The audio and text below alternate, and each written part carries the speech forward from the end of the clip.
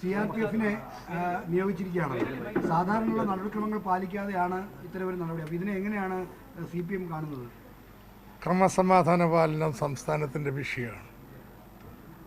BJP സർക്കാർ അധികാരത്തിൽ വന്നതിന് ശേഷം പല രീതിയിൽ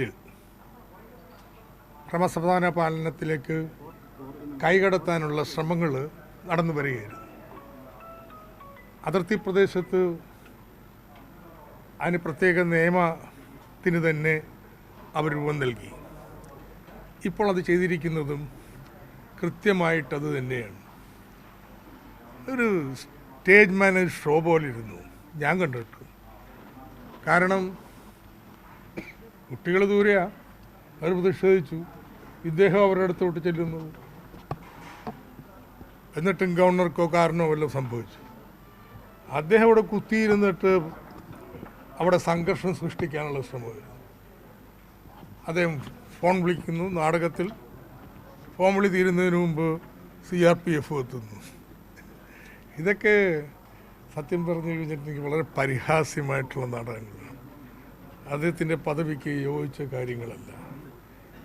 ഗവർണർ സംസ്ഥാന സർക്കാരിനെതിരായിട്ട് ഒരു പട നയിക്കുന്ന പോലെയാണ് ഇന്നിപ്പോൾ കേരളത്തിൽ. പക്ഷേ അതൊക്കെ ഭരണഘടന പറഞ്ഞിട്ടുണ്ട് ഗവർണറുടെ സ്ഥാനം എന്താണെന്നുള്ളത്. ഭരണഘടന പ്രത്യേകം പറഞ്ഞിരിക്കുന്ന ചില കാര്യങ്ങളിടയെ ബാക്കിയെല്ലാത്തിലും അലങ്കാരം മാത്രമാണ് ഗവർണർ പദവി.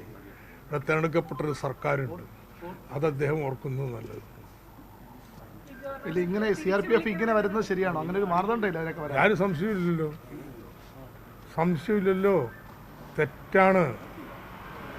ഗവർണറുടെ സുരക്ഷയ്ക്ക് എന്തെങ്കിലും കോട്ടം സംഭവിച്ചിട്ടുണ്ട്, ഇവിടെ പ്രതിഷേധിച്ചിട്ടുണ്ട്, അതുണ്ടാവും. അതിന് CRPF എന്നാലും ഉണ്ടാവും. ഗവർണർ തിരിച്ചു വിളിക്കണമെന്ന് ഗവർണറെ തിരിച്ചു വിളിക്കണമെന്ന് ആവശ്യപ്പെടാൻ ഇനിയും നമ്മൾ അമാന്തിക്കേണ്ട കാര്യമുണ്ടോ? അത് രാഷ്ട്രീയമായിട്ട് തീരുമാനിക്കേണ്ട കാര്യമാണ്. നേരത്തെ നമ്മളൊരു കത്തയച്ചല്ലോ. കത്തയച്ചുകൊണ്ടൊന്നും മാറും തോന്നുന്നുണ്ടോ?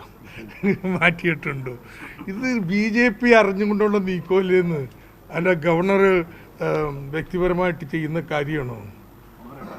കാരണം കേരളം ഒരു സംസ്ഥാനത്തല്ലല്ലോ. എവിടെയൊക്കെ പ്രതിപക്ഷം ഭരിക്കുന്നോ അവിടെയൊക്കെ ഗവർണർമാർ ഇതുപോലെ പെരുമാറുമ്പോൾ മനസ്സിലാക്കേണ്ടുന്ന കാര്യം ഇത് BJPയുടെ ഒരു കാര്യപരിപാടിയാണ്. അത് നിർവഹിക്കുകയാണ് ഗവർണർ ചെയ്യുന്നത്.